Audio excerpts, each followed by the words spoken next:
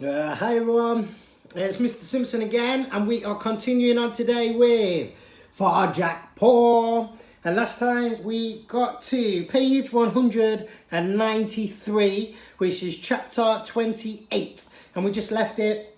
And Varjak had just finally made it back to the Contessa's house at the top of the hill. All right, are you ready? Here we go. They emerged in the corridor. It was empty. The cat door clicked shut behind them. Holly turned to it at once, nudged it with a paw. It stayed shut. Let me try, says Varjak. He pushed, but it wouldn't open. It had locked from the inside.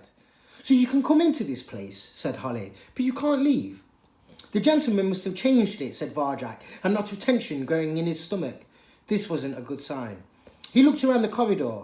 The thick green windows were closed, the lace curtains drawn. It looked normal, except that, like the garden wall, everything seemed much smaller and older than he remembered.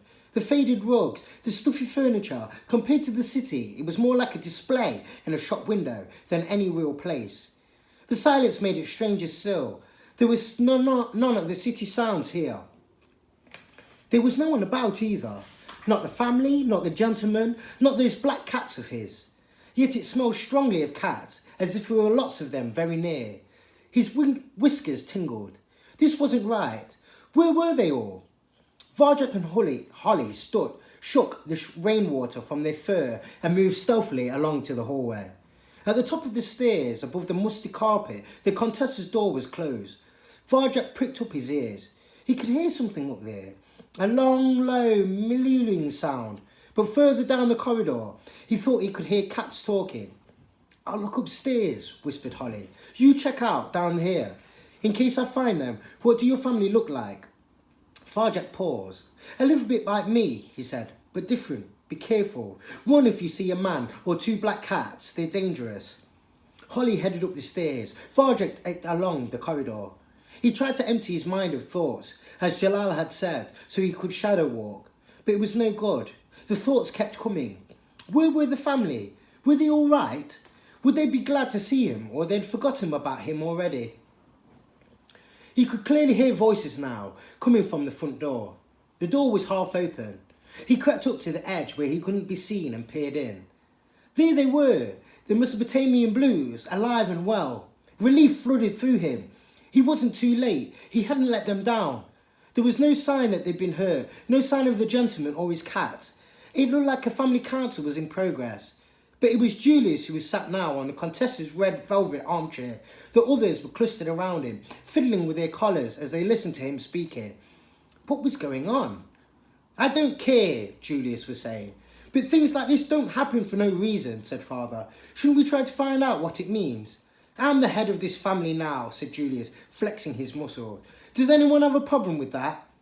There were a few mutters around the room, but no one replied. Varjak couldn't believe his ears. Things really had changed since he'd been away. Julius was acting like a gang boss. It looked like he'd done it to Father, what Father had done to the elder Paul. If we all agree, said Julius, then this council is over. Varjak took a deep breath and stepped into the room. They turned to stare at him as if he was a stranger. Varjak, said Mother, is that really you, sweetheart? Look, everyone, he's back. At once they cleared a space for him, surrounded him with the silver blue fur and green eyes. Varjak Paul, we thought you were lost forever. He's grown, hasn't he? Welcome home, Varjak. Home. Finally, he was home. He looked round the family circle. They were purring and beaming at him. Mother, Father, and Aunt Junie, Julius and Jasmine, Jay, Jethro and Jerome. They all seemed glad to see him. It was good to be back. Where have you been, son? Asked said Father. Outside. And the elder Paul? Varjak shook his head sadly. Gone. Julius stepped between Varjak and his parents. Things have changed since you disappeared, he said. I'm head of the family now. Father was for a while, but now it's me. He stuck his chest out to underline the point. He was bigger than Varjak remembered him.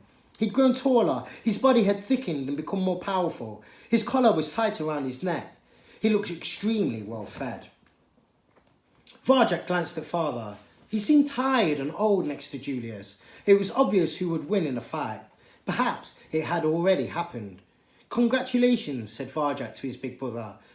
That's not all that's changed, began father. No, things are better for us now that they've ever been, interrupted Julius. He pressed something down between his paws. It was the toy mouse. The gentleman's been very good to us. Him, said Varjak. His cat's killed the elder paw. There was a gasp around the room, but Julius just looked annoyed. You're lying, he said, raking his claws across the mouse. It had become ragged. Its fur was wearing away. The gentleman loves his. His cats are our friends. Why would they do a thing like that?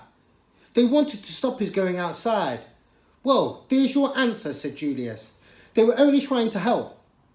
If you hadn't been doing something very wrong, Varjak bristled. It was Julius who was wrong.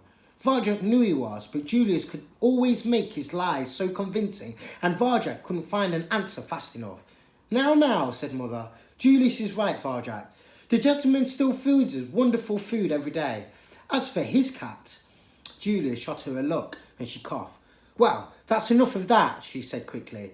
But just look at you, sweetheart. Haven't you grown? And those scars on your face, you've changed so much that I hardly recognise you.